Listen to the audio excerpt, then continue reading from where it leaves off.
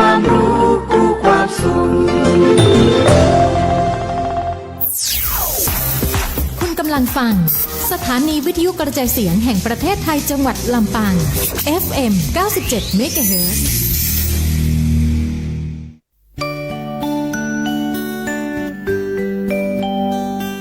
สถานีวิทยุกระจายเสียงแห่งประเทศไทยจังหวัดลำปาง สวท ลำปาง FM 97 MHz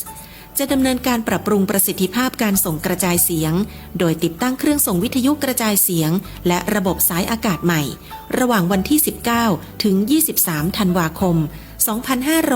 2568 ดังนั้น สวท ลำปางจึงมีความจำเป็นต้องยุติการออกอากาศทางวิทยุระบบ FM 97 MHz เป็นการชั่วคราวระหว่างวันที่ 19 ถึง 23 ธันวาคม 2568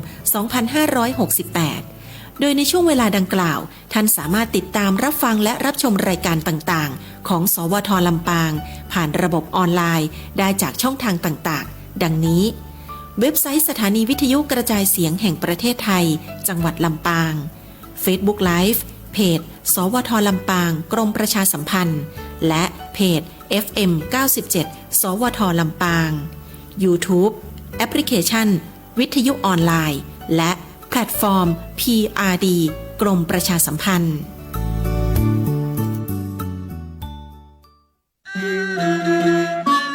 คุณแม่ขาตอนเรียนให้แต่งชุดไทยหนูขอใส่ผ้าสิ้นของคุณแม่ไปได้ไหมคะได้สิคะลูกเนี่ยผ้าสิ้นลายจกฝีมือทอของคุณยายหนูนะ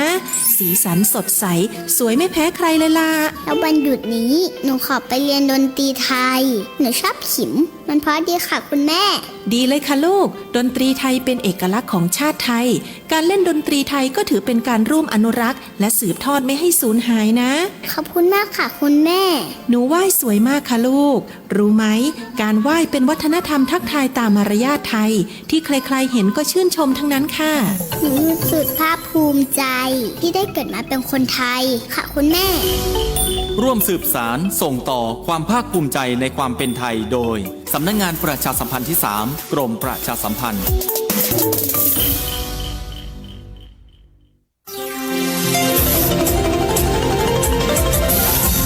วิทยุแห่งประเทศไทยให้ความรู้คู่ความสุขที่นี่สถานีวิทยุกระจายเสียงแห่งประเทศไทยจังหวัดลำปางทำการส่งกระจายเสียงในระบบ FM ความถี่ 97 เมกะเฮิรตซ์ จากนี้ไปเชิญติดตามรับฟังรายการบ่ายเมาส์เล่าข่าวจัดหางานค่ะรายการบ่ายเมาส์เล่าข่าวจัดหางานโดยสำนักงานจัดหางานจังหวัดลำปางทุกวันจันทร์ 13 นาฬิกาทางสถานีวิทยุกระจายเสียงแห่งประเทศไทยจังหวัดลำปาง FM 97 MHz บริการด้วยใจเพื่อคนไทยมีงานทำ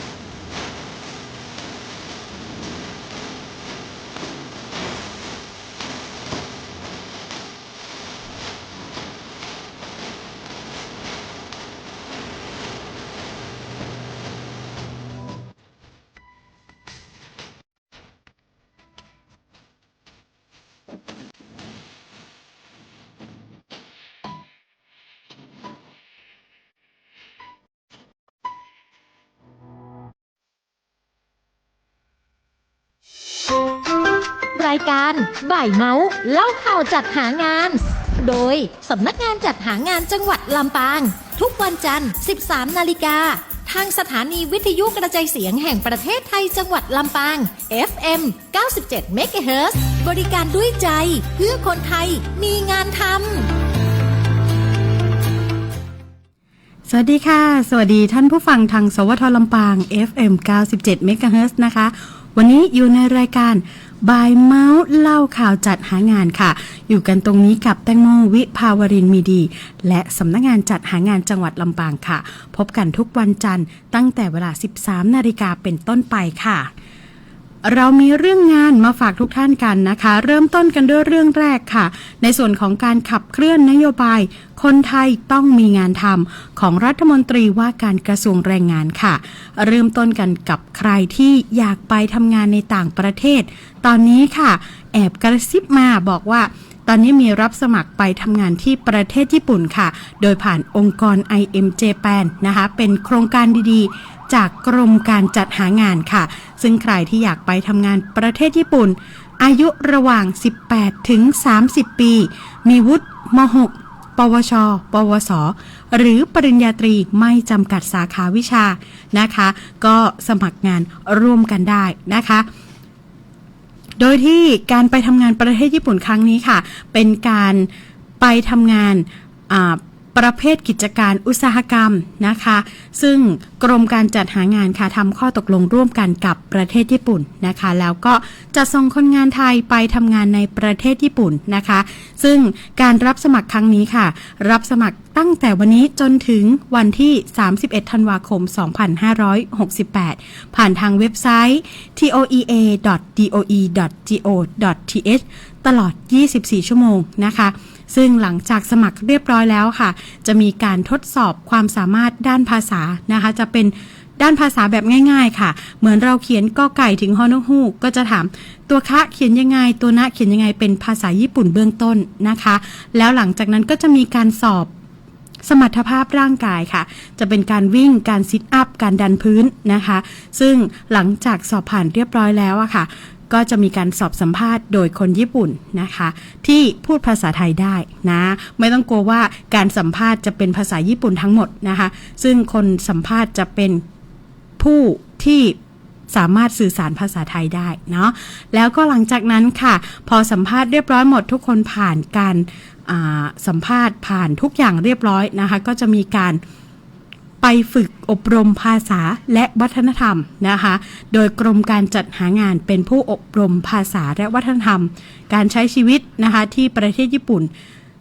เป็นระยะเวลาประมาณ4เดือนนะคะแล้วหลังจากนั้นค่ะถึงจะไปทำงานที่ประเทศญี่ปุ่นโดยผ่านองค์กร IM Japan นะคะสัญญาจ้างทั้งหมด3ปีค่ะเงินเดือนเริ่มต้น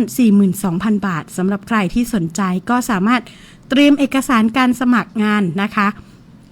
แล้วก็สมัครผ่านเว็บไซต์ toea.doe.go.th ได้เลยตลอด24ชั่วโมงหรือใครที่ไม่สะดวกสมัครผ่านเว็บไซต์นะคะก็สามารถที่จะเตรียมเอกสารแล้วมาสมัครที่สำนักงานจัดหางานจังหวัดลำปางได้บอกไปติดต่อน้องแตงโมนะคะแล้วเดี๋ยวเจ้าหน้าที่จะให้คำแนะนำในการสมัครให้ด้วยค่ะ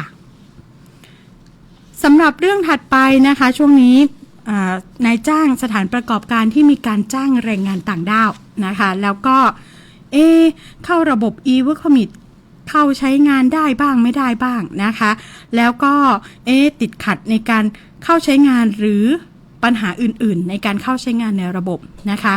อันนี้ฝากประชาสัมพันธ์สำหรับนายจ้างสถานประกอบการที่มีการจ้างแรงงานต่างด้าวในพื้นที่จังหวัดลำปางและพื้นที่ใกล้เคียงนะคะให้เข้าใช้งานในระบบ e-workpermit.doe.go.th นะคะแล้วก็เข้าไปลงทะเบียน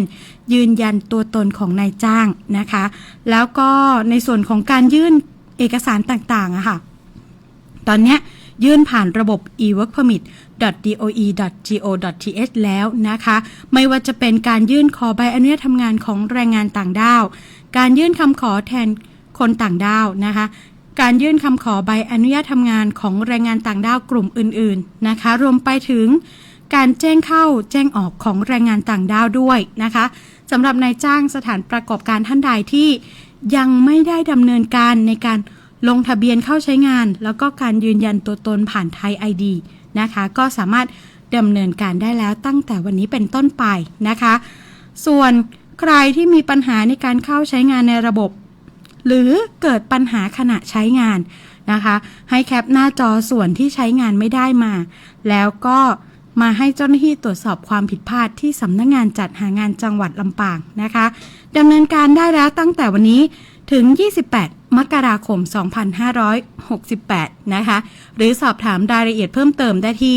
สำนักงานจัดหางานจังหวัดลำปางหมายเลขโทรศัพท์ 054-265-052 เดี๋ยวพักกันสักครู่ค่ะช่วงหน้าเรามีในส่วนของงานอื่นๆมาฝากกันด้วยค่ะ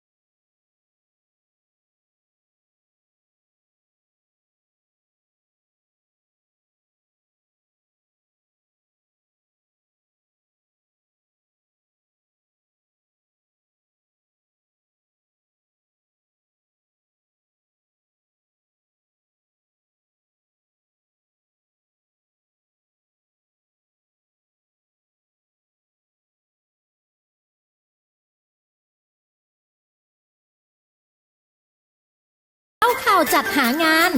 โดยสำนักงานจัดหางานจังหวัดลำปาง ทุกวันจันทร์ 13 นาฬิกาทางสถานีวิทยุกระจายเสียงแห่งประเทศไทยจังหวัดลำปาง FM 97 MHz บริการด้วยใจเพื่อคนไทยมีงานทำ กลับเข้าสู่ช่วงที่ 2 ของรายการปลายเมาส์เล่าข่าวจัดหางานค่ะยังอยู่ตรงนี้กับสำนักงานจัดหางานจังหวัดลำปางค่ะอย่างที่บอกไปช่วงที่แล้วนะคะว่าเรามีงานต่างๆมาฝากทุกท่านกันด้วยนะคะเริ่มต้นกันด้วยที่บ้านพักเด็กและครอบครัวจังหวัดลำปางนะคะรับสมัครผู้ปฏิบัติงานครัวและประกอบอาหารนะคะรับสมัครแล้วตั้งแต่วันนี้ถึง22ธันวาคม2568ค่ะโดยรับสมัครอายุ20ปีขึ้นไปนะคะปฏิบัติงานด้านงานครัวและการประกอบอาหารนะคะมีความรู้ความสามารถในการเลือกสรรวัตถุดิบในการประกอบอาหารและมีความสามารถในการประกอบอาหารที่หลากหลายประเภทนะคะรวมไปถึงมีวุฒิการศึกษาระดับมัธยมศึกษาตอนปลายขึ้นไปนะคะหรือจะมีวุฒิการศึกษาด้านประกาศนียบัตรวิชาชีพชั้นสูงหรือเทียบเท่าในด้านของอาหารก็ได้เช่นกันนะคะก็สมัครกันได้แล้วตั้งแต่วันนี้ถึง22ธันวาคม2568ค่ะที่บ้านพักเด็กและครอบครัวจังหวัดลำปางนะคะหรือสอบถามรายละเอียดเพิ่มเติมได้ที่054-825-647ค่ะ054-825-647กับบ้านพักเด็กและครอบครัวจังหวัดลำปางค่ะอีกที่หนึ่งค่ะโรงพยาบาลส่งเสริมสุขภาพตำบลต้นมื่นนะคะรับสมัครเจ้าหน้าที่การเงินและบัญชีค่ะโดยมีคุณสมบัติอายุ 20-40 ปีบริบูรณ์สำเร็จการศึกษาไม่ต่ำกว่าประกาศนียบัตรวิชาชีพชั้นสูงหรือปวสนะคะสาขาวิชาการบัญชีพาณิชยการการเงินการจัดการการคลังนะคะการเงินและการธนาคารหรือสาขาอื่นๆที่เกี่ยวข้องนะคะรวมไปถึงถ้าหากมีประสบการณ์ด้านการปฏิบัติงานด้านการบัญชีไม่น้อยกว่า1 ปีนะคะก็สามารถที่จะพิจารณาเป็นพิเศษเช่นกันนะคะรวมไปถึงมีความรู้ความสามารถด้านคอมพิวเตอร์โดยเฉพาะโปรแกรม Microsoft Office เป็นอย่างดีนะคะใครที่สนใจก็สมัครกันได้แล้วตั้งแต่วันนี้จนถึงวันที่17ธันวาคม2568สำหรับโรงพยาบาลส่งเสริมสุขภาพตำบลบ้านต้นมื่นนะคะหรือสอบถามรายละเอียดเพิ่มเติมได้ที่